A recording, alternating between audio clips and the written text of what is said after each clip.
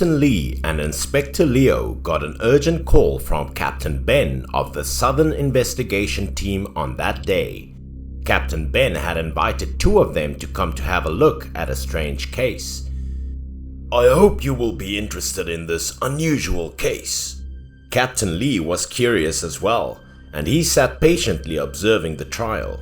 No need to wait for long. The trial started when judges' wooden hammers sounded. Before the case was judged, the prosecutor started to read the indictment. Han, a cargo vessel crew member, was accused of causing the accident of another crew member who had gone missing and drifted for more than a month in the Southeast Asian Sea. Han had an argument with his crewman at the time. Thus, Han was always looking for an occasion to get retribution. Han took advantage of the opponent being on the deck enjoying the night breeze to attack him from behind. Han promised himself that anyone who tried to insult him would be perished. The young man couldn't resist the sudden attack, and his body lost equilibrium. The unfortunate young guy plunged into the sea, sunk under the swift-flowing water, and vanished afterwards. When Han saw the victim sunk to death, he thought the act would go unnoticed, so he chuckled gleefully. What Han did not expect was that the victim didn't die, but instead returned and accused him to the authorities. Han was subsequently apprehended. Han was perplexed after seeing the victim and felt he had seen a ghost, so he revealed the entire facts of the murder. The case had a clear investigation result, and the culprit also confessed. Thus, the punishment was given promptly by the court. Following the sound of the wooden hammer, Han was sentenced to 12 years in jail for attempting murder. After leaving the court, the three men found a place to smoke at the corner of the corridor, and Leo couldn't help but wonder how the victim could have survived in the sea for more than a month. Captain Han had heard that the young guy had been rescued by a merman. Captain Lee was taken aback when he heard this and wondered how such a weird event had happened. Captain Ben was in charge of the investigation, so, by the way, he summoned the other young plaintiff to tell Captain Lee the story. According to Captain Ben's introduction, this young man's name was Jindo, claimed that he was saved by a merman. Captain Ben asked this young man, Jindo, to personally tell Captain Lee of his odd encounter. It was not a good idea to talk in here because it was in the courthouse. They offered choosing a quieter location. So they went to the tea house adjacent to the courthouse to hear the story. Jindo, the young guy, was concerned that people wouldn't believe him, so he didn't want to talk about it. However, when he noticed that Captain Lee was interested in this, he began narrating his weird story. He was saved by a man with fins, so he assumed that was a merman. Han tossed him off the vessel nearly 2 months ago. It was early fall and Jindo struggled to get up as soon as he fell into the sea. Jindo was taken aback since he couldn't believe Han had the audacity to sneak up on him because of a minor disagreement. At that time, he noticed Han standing on the deck and mockingly looked down at him, certain that he would perish in the midst of the water. Jindo was going to beg Han for help when a powerful flood of water surged in and knocked him down below. It came out that the rush of water left him unable to move his body owing to the pressure from the propeller behind the massive cargo vessel. When he emerged from the water again, he realized he had no chance of survival. The vessel had already moved hundreds of meters away at that point, and Jindo looked at it powerlessly. He realized he was in the middle of the ocean with nothing to hold on to. In such a sea, death was waiting for him 100%. His stamina was nearing the limit after being in the water for more than an hour, and his body lost heat from being immersed in the seawater. At that moment, he was drifting at sea with just a sliver of a will to survive to support him. He felt as if countless water animals were nibbling at his flesh, but he couldn't fight any longer. He knew he could only watch himself becoming food for fish and shrimp in the water. Finally, due to weariness, his body began to fall to the bottom of the water. While immersed in the sea, Jindo felt like he saw someone was racing to help him. Then he couldn't remember anything and went fully into a dream. When he opened his eyes again, a huge bright sun was hanging over his head. Jindo protected his eyes from the burning light. At first he couldn't believe he was still alive, but suddenly the agony all over his body aroused him. He eventually realized he was still alive. Only then he did realize he was resting on a little bamboo raft with someone rowing in front of him. He glanced surprisingly at the man in front of him, but the man remained mute and continued rowing the raft. It was a strong-built man. He dressed in clothing fashioned from the skin of some type of marine animal and had white hair. Jindo didn't dare to open his mouth to inquire, instead remaining mute and waiting. That was the first time Jindo realized how lovely the sunset on the sea was. That man, still peacefully rowing the raft, seemed to have mastered the location. The little bamboo raft abruptly altered direction, and after a few paces, Jindo felt the water flow appear to change. Jindo had lived by the water from infancy. His father told him that there were many unusual currents in the ocean, and if you knew how to use them, the boat would sail with the current. But it wasn't something regular people could accomplish. That odd man seemed to know all about the unusual and tiny ocean currents that even sophisticated equipment couldn't detect. That wasn't everything. Jindo then felt that the strange man possessed even more odd and weird talents. The man abruptly came to a halt and muttered something in his lips. Then he dipped his hand into the water. Suddenly, he drew up a large fish and flung it in front of Jindo. Only then, Jindo realized the man was feeding him. Despite the fact that the fish was still alive, Jindo was hungry and couldn't refuse. Jindo gingerly grabbed the fish to eat, and when he watched the guy catch another fish, he nonchalantly ate it as well. He observed him tossing the remainder of the fish into the water, then prayed a few more times after eating the fish, and the sky, which was initially blue, suddenly gathered a few black clouds and began to rain. Surprisingly, rain fell around this bamboo raft area only. There were bowls made of coconut shells on the raft, and the two drank some rainwater. Jindo was taken aback by what he witnessed. There would be waves and strong winds in the sea. Such waves were sometimes a few meters high, even a gigantic 10,000-ton ship must be afraid of, not to mention such a little and basic bamboo raft. When Jindo saw the approaching storm, he held in fear, but the guy stayed calm and bowed to the water. The waves appeared to be so powerful that it might sink this little raft at any time. But in the midst of the storm, the little bamboo raft floated with the waves, and after several tosses up and down, nothing occurred. That man seemed eerily calm, as though the waves couldn't possibly make things any difficult for him. Jindo felt as if he had died and then resurrected once the waves subsided.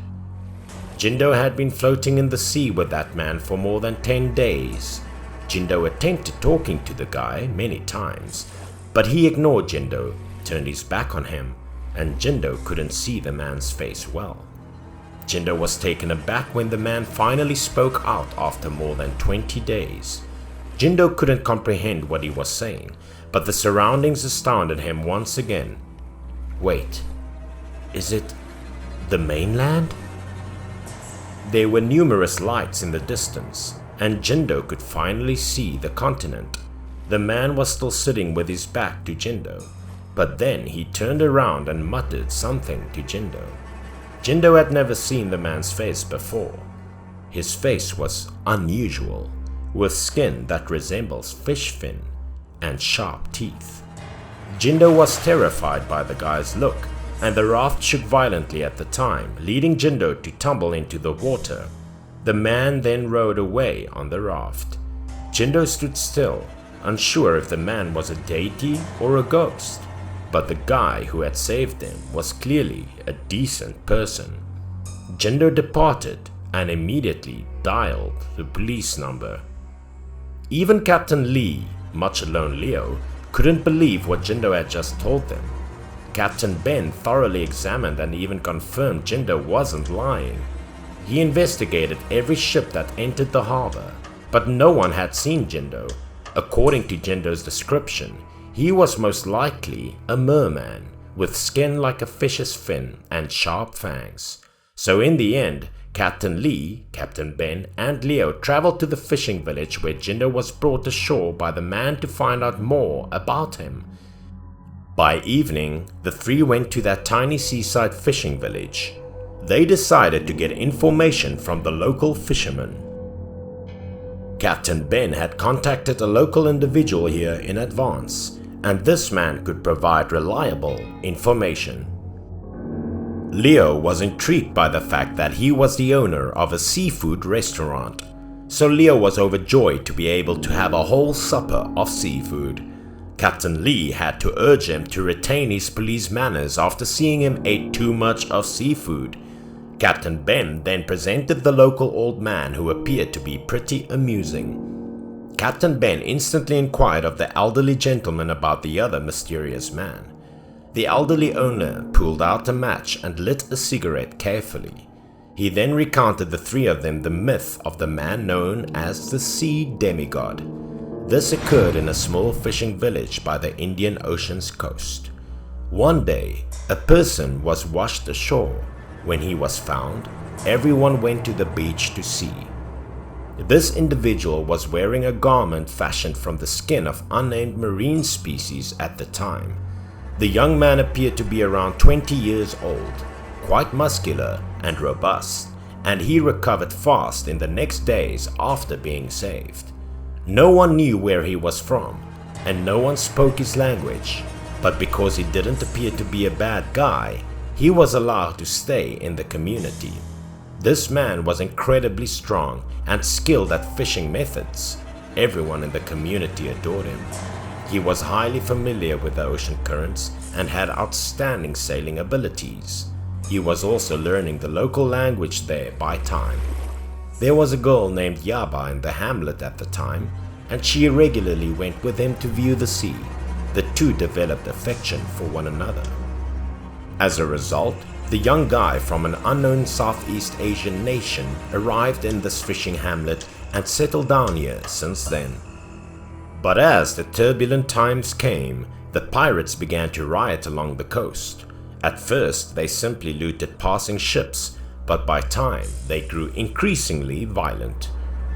One time, 4 pirates equipped with lethal weapons arrived on small boats at this small fishing hamlet. As soon as they reached the village, they began robbing money and food. The villagers did not dare to fight, fearing retaliation from the pirates, so they let them be. That was why these pirates got increasingly insane and gradually began to produce additional wicked notions. The pirate commander once asked to capture a girl in the hamlet who happened to be the sweetheart of the other young guy. The girl was reliant on her grandma, who begged the pirates to let her go. The cruel pirate, on the other hand, chopped off the woman's head with a sword and smiled viciously at the girl.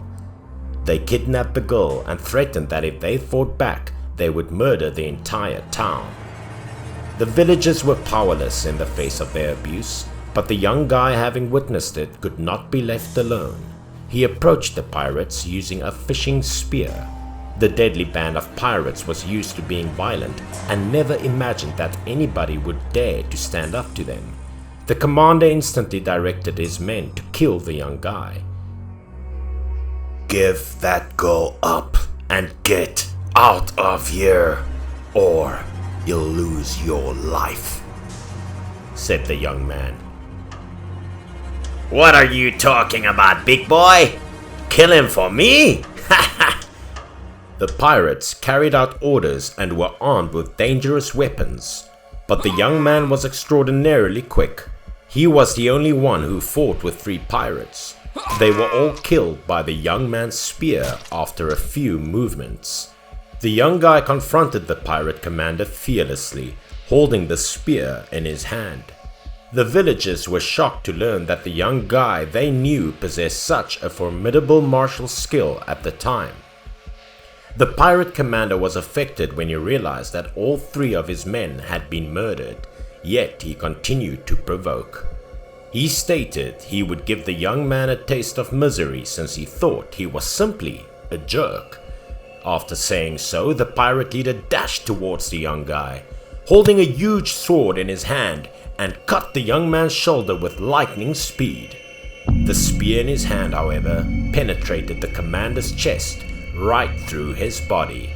The pirate commander fell and died on the spot, but the villagers were dissatisfied because he had rescued everyone instead. They began to fear that the true tragedy was just beginning because the pirates would return for vengeance. However, the young guy was perplexed as to why he had saved everyone while also making everyone fearful. Life must go on, so the young guy went fishing as usual in the following days. But the pirate's vengeance began the moment he set sail. The most ruthless local pirate captain has gathered over 40 pirates to this little fishing town and captured all of the residents. The locals had never witnessed anything so heinous, and no one dared to speak up. The pirate was even more inhumane, detaining them one by one and questioning them about the young man, but no one said a word. The scenario changed when the ruthless pirate leader murdered an elderly woman. The villagers all stood aside and pushed the young man's sweetheart away. When the pirate commander realized she was the man's wife, he let out a wicked chuckle. That day, in front of the villagers, the girl was humiliated one by one by dozens of pirates. Finally, the enraged pirates savagely murdered the girl, and her body was put on the shore with a huge wooden pole to warn the locals who planned to confront them. When the young guy came back from fishing and witnessed this scene, he went insane. Even more agonizing to learn that the girl was pregnant. That night, the entire fishing hamlet heard the young man's agonizing wail at the shore, a cry of outrage. Following that, the young guy carried her corpse up the mountain and dug a cemetery for her where she could observe the sea. The next day, people spotted him returning from the mountain, crossing the village road to the beach alone.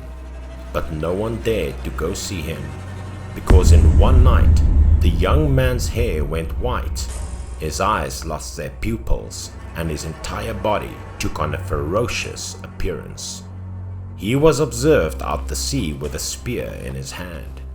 Instead of his own fishing boat, he jumped onto the water on a basic raft. No one had ever seen him since that fateful day. However, more than 40 pirate bodies were eventually discovered on a tiny island. All perished as a result of a spear. Everyone assumed the young man was responsible for the pirates group's death. Since then, there had been several reports of fishermen becoming stranded at sea and being saved by a guy. His appearance was monstrous. Leo felt terrible for the young man after hearing the elderly man's story. However, because this was a tale, there were several variations that circulated. And because the elderly guy described Merfolk family at the time, it was assumed that the young man was the offspring of a sea deity and a human. Leo had heard of this mythology as well, but he had always envisioned demigods to be majestic and gorgeous. The old guy cut Leo off in his tracks when he stated that gorgeous demigods only exist in movies. The mythology of the Merfolk was fascinating. In this universe, everything was possible, according to Captain Lee. Many people thought that the man is still alive somewhere in this huge ocean. He will always be by the side of people in need, extending a helping hand when they are at their most defenseless state. It is said that the ocean is constantly full of secrets, which is never wrong.